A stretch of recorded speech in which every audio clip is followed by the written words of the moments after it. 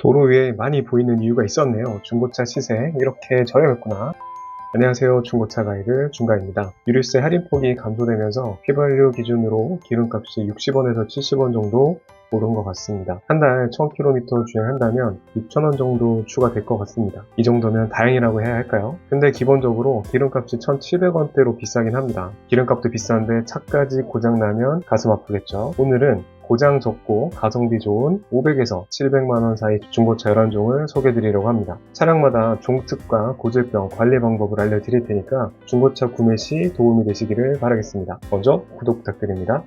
오늘 소개해드리는 차종에는 경차는 없음을 미리 알려드립니다. 첫 번째는 기아 K3입니다. K3는 아시다시피 전신이 포르테의 후속 차량입니다. 포르테의 철판이 얇아서 휴지테라는 오명까지 있었는데요. K3로 오면서 철판과 편의 옵션을 대거 적용했죠. 이는 현대가 대중적으로 아반떼 MD를 만들었다면 K3는 통풍 시트나 에스파스, 주차 보조 시스템, 크루즈 컨트롤 등 고급 옵션을 추가해서 아반떼보다는 고급화 전략으로 시장에 출시했습니다. 확실히 아반떼보다는 고급스러운 것 같은데요. 하지만 준준형이라는 등급을 뛰어넘지는 못하죠. 엔진은 1.6 GDI 엔진이 들어갔고 변속기는 자동 6단이 적용됐습니다. 전장은 4.56m, 전폭은 1.78m로 적당한 크기 때문에 사회초년생 그리고 초보운전자로부터 아주 많은 사랑을 받은 차량입니다. 현대의 GDI 엔진의 고질병은 엔진오일 감소와 냉각수 감소 이 두 가지가 가장 큰 것 같은데요. 누수 방지제나 엔진오일 첨가제, 케미컬을 사용해서 효과를 보신 분도 있다고 하니까 큰 돈을 들여서 정비하기보다는 우선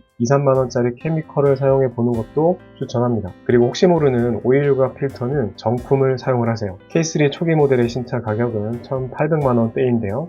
2014년식 11만 킬로를 주행한 중고차 가격은 500만원대입니다. 사회 초년생과 초보 운전자들에게 인기가 많아서인지 자잘한 사고 이력이 있는 차들이 많은데요. 팬더나 문짝 사고 이력은 큰 사고가 아니니까 적당한 금액 선에서 엔진과 실내 상태가 좋은 차량으로 고르시면 가성비 좋은 차들이 많습니다. 두 번째는 쉐보레 올란도입니다. 중고차 가성비 차량에서 쉐보레 차량은 가장 가성비 좋기로 유명한데요. 그 중에서 올란도는 주행 성능, 실내 공간으로 유명합니다. 올란텔이라고 들어보셨나요? 올란도의 2열 좌석과 3열 좌석을 모두 폴링하면 아주 평평해져서 성인 2명이 차박하기 좋은 공간이 만들어지는데요. 그래서 올란텔이라는 별명도 생겼죠. 올란도는 준준형인 크루즈의 차체를 베이스로 만들어진 준준형 MPV 다목적 차량입니다. 준준형급에서 넘치는 2.0 디젤 엔진을 장착을 해서 짐을 아무리 많이 실어도 힘이 부족하지 않아서 사업하시는 분들, 건설업 하시는 분들 등 짐을 많이 실어하는 분들에게 인기가 많았죠. 아쉽게도 사륜구동은 없고 전륜구동만 존재하는데요. 오히려 고장날 부분이 줄어들어서 장점이기도 합니다. 차량의 크기는 전장이 4.66m, 전폭이 1.84m로 요즘 나오는 차량 중에서는 스포티지와 비슷하겠습니다.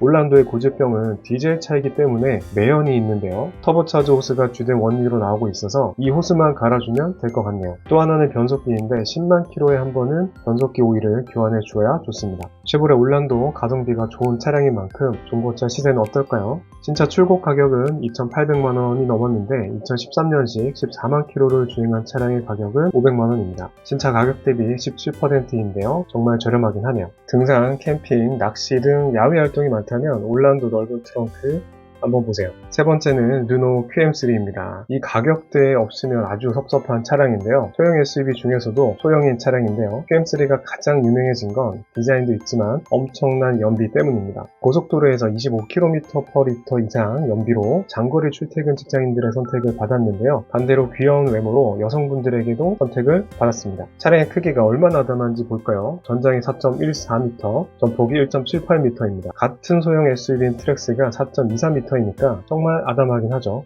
QM3를 구매하기 전에 꼭 아셔야 하는 건 이 차에는 DCT 변속기가 들어간다는 거죠. 듀얼 클러치 변속기인데 장점은 우수한 연비인데 단점은 출발할 때 툭툭 치는 변속 충격 느낌입니다. 저도 이 차를 안 타봤을 때는 몰랐는데 몇 번 타보니까 이래서 이질감이라고 하는구나 라고 느꼈습니다. 출발할 때 어느 정도 이상 가속 페달을 밟아줘야 되는데 출발되는데 그게 좀 툭 튀어나가는 느낌. 그래서 QM3를 고려하신다면 꼭 시승을 해보세요. 고질병은 화면이 먹통이 되는 블랙아웃 현상인데 오디오 대비 후방 카메라 화면이 꺼지는 현상인데 좀 당황스럽긴 하네요. QM3는 작은 크기의 차량이지만 가격도 작진 않습니다. 신차 출고 가격이 2,500만원이었는데요. 현재 2014년식 13만 킬로를 주행한 차량의 가격은 499만원입니다. 디젤 차량은 신차 가격은 비싸지만 중고차로 나오면 감가가 커집니다. 네 번째는 쉐보레 캡티바입니다. 제가 벌써 한 4번 정도 추천을 드리는 것 같은데요. 정말 가성비 좋은 차량인 것 같습니다. 디자인도 투박하면서도 질리지 않고, 캡티바는 2007년 윈스톰 시절부터 동일한 차체를 사용했는데요. 2011년 엔진과 변속기를 바꿔서 캡티바를 출시했고 2013년에는 젠2 변속기를 적용해서 내구성이 더 좋아졌습니다. 캡티바에는 이전 올란도에서 사용한 엔진인 2.0 디젤 엔진이 적용되는데요. 소프트웨어를 다르게 해서 더 높은 출력과 토크를 냅니다. 차량의 크기는 전장이 4.67m, 전폭이 1.85m로 현재의 스포티지와 비슷한데 당시에는 중형 SUV로 산타페와 소렌토와 어깨를 나란히 했습니다. 캡티바도 올란도처럼 2열 시트와 3열 시트를 접으면 아주 평평한 공간이 만들어져서 성인 2명이 차박하기 좋은 공간이 만들어지죠. 근데 전체적인 공간감은 올란도가 더 넓은 느낌입니다. GM의 SUV 전용 플랫폼인 세타 플랫폼을 사용한 캡티바의 신차 가격은 3,200만원이었는데요. 현재 2014년식 13만 킬로를 주행한 차량의 가격은 570만원입니다. 캡티바의 고질병은 올란도와 비슷한데요. 터보차저 호스 찢어짐으로 인한 매연이 대표적입니다. 다섯 번째는 그랜저 HG입니다.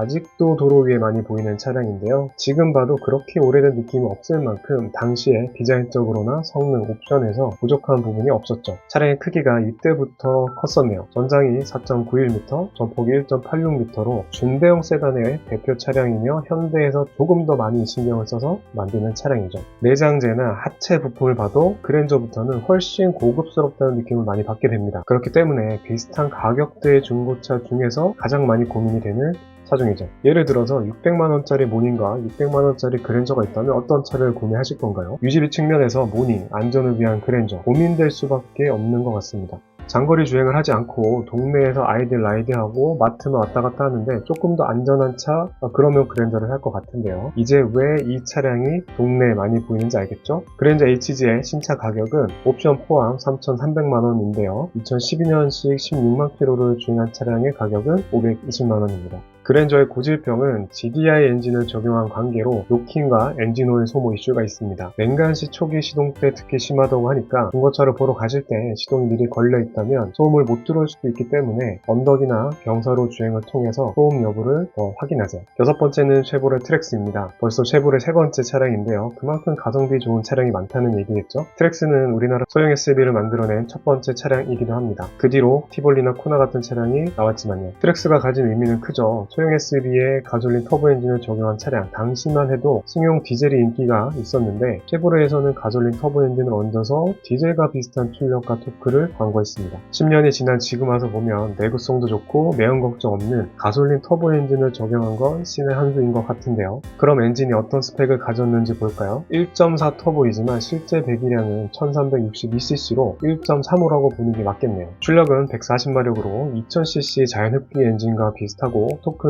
20.4, 이 또한 2000cc 소나타 것과 비슷하네요. 그래서 그런지 트랙스를 타면서 출력의 부족함을 못 느꼈는데 1.4 터보 엔진 참 잘 만든 것 같습니다. 차량의 크기는 전장이 4.24m, 전폭이 1.78m로 아담한 크기인데요. 운전석과 동승석은 공간에 아쉬움이 없지만 운전석에서 공간을 더 넓게 쓴다면 뒷자리에서는 아쉬움이 많을 것 같습니다. 5인승이지만 성인 5명이 타기엔 좁을 것 같고 4명이 여행을 가기엔 무리가 없습니다. 트랙스의 신차 가격은 2,400만원이었는데요. 2013년식 14만 킬로를 주행한 차량의 가격은 580만원입니다. 사회 초년생과 초보 운전자가 운전하기 좋은데요. 아담한 차체로 부담이 적고 높은 SUV 스타일로 전방 시야가 좋은 까닭입니다. 트랙스의 고질병은 냉각수 누수가 검색이 되는데요. 냉각수 호수 정도만 교환하면 된다고 하니까 생각보다 견적이 세진 않을 것 같습니다. 500에서 700만원대 중고차 1편은 여기까지입니다. 바로 2편을 편집하고 있으니 더 훌륭한 차량들 기대해 주시고요. 추가로 중고차를 찾다가 궁금한 내용이나 고민 중인 차량이 있다면 댓글 남겨주세요.